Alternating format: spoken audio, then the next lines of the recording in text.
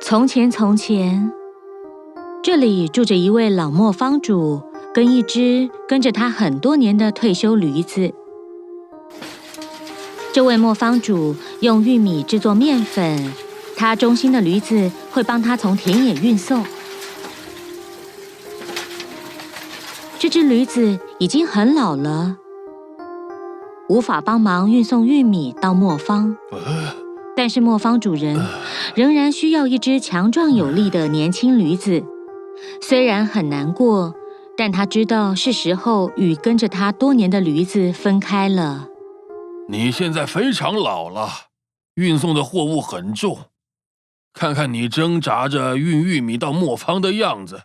很可惜的是，我必须放你自由了。我需要找一头年轻的驴子，但是我觉得不需要难过。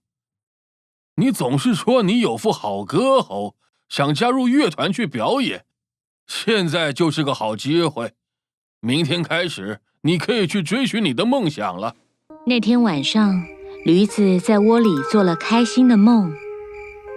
他很开心，从未让他的主人失望，同时也很难过要离开主人。因为任务完成而感到满足，驴子陷入熟睡中。隔天一早，他踏上往不来梅城市的路上。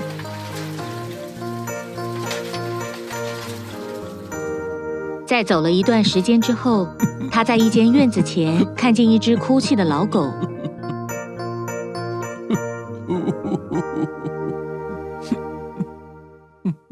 发生什么事了？怎么了？为什么在哭呢？我为什么不能哭？我的食物都没了。我的主人为了重要的工作进城了，却迟迟没回来，而且短时间内是不会回来了。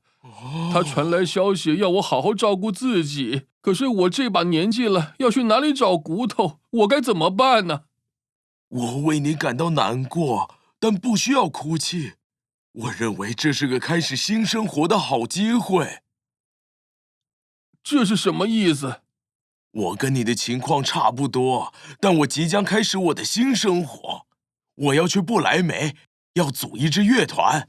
如果你愿意，你可以担任鼓手。狗狗开心地答应驴子的提议。他们一起踏上旅途。过了没多久，他们在另一个院子的角落遇到一只爱生气的猫咪。他们看到它这样，出于好奇心，便问了它：“嘿，猫咪，你发生了什么事？为什么皱眉头啊？”喵，我曾经是只快乐的猫，我总是在院子里跑跟爬树，老鼠们都很怕我。可是现在我老了，唯一想做的就是卷在枕头里睡觉。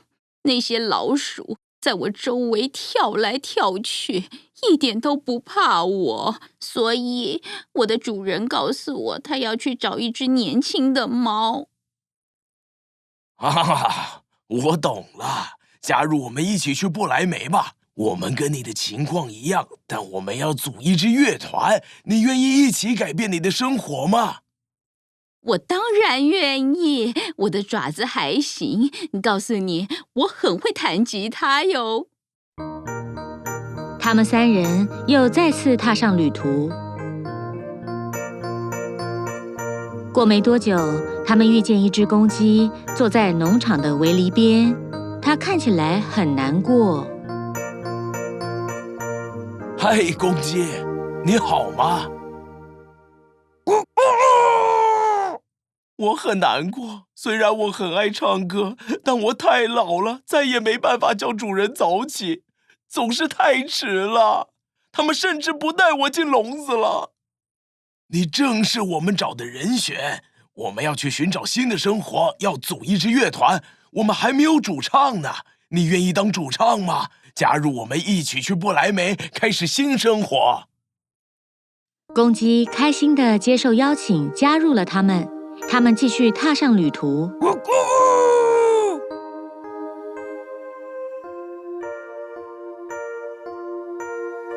他们一直走，一直走，走了好久。天开始变黑，而他们也非常累了。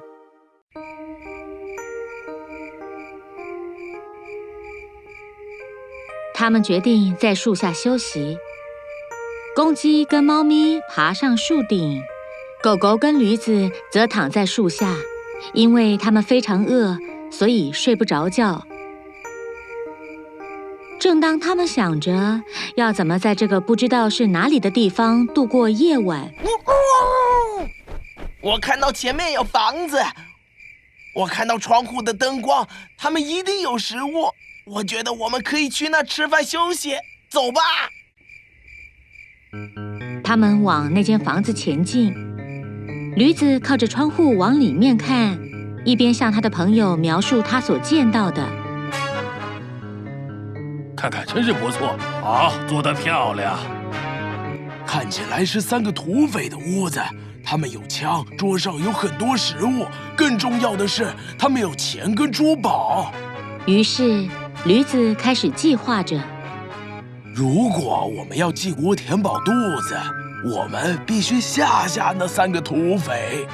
好，我知道了。我的计划是：狗狗，你站到我背上；接着猫咪，你站狗狗背上；然后公鸡在我们最上面。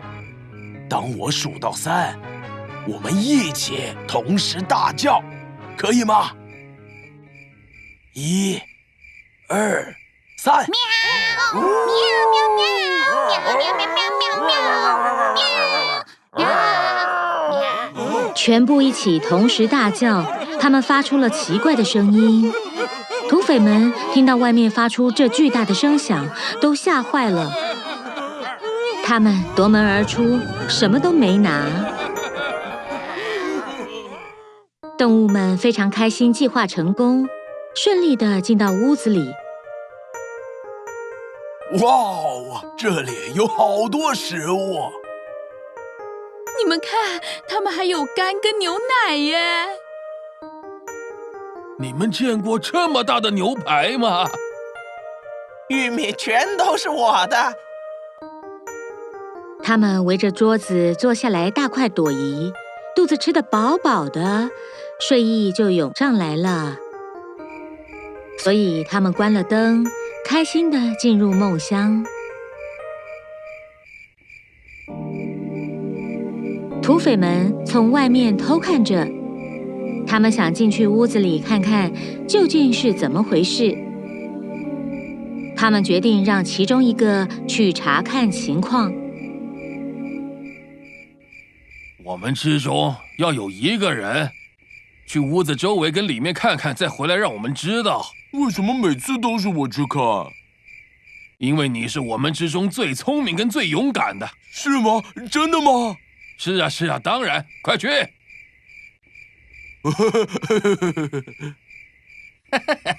呆子，他竟然相信我们。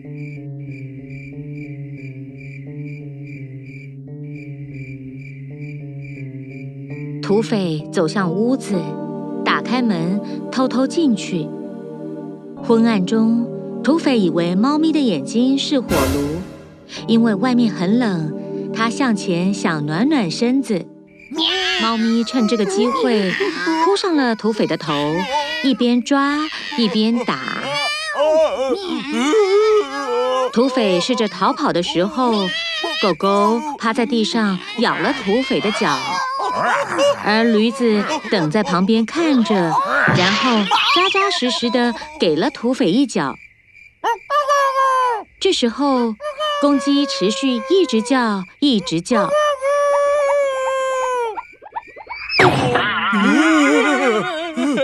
跑！快跑！别再进那个屋子了，现在实在变得太危险了。那里面有很可怕的生物。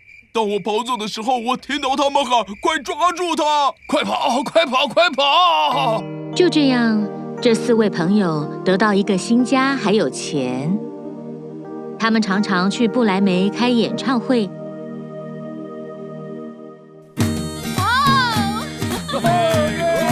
镇上的人们开始认识他们，喜欢他们的表演。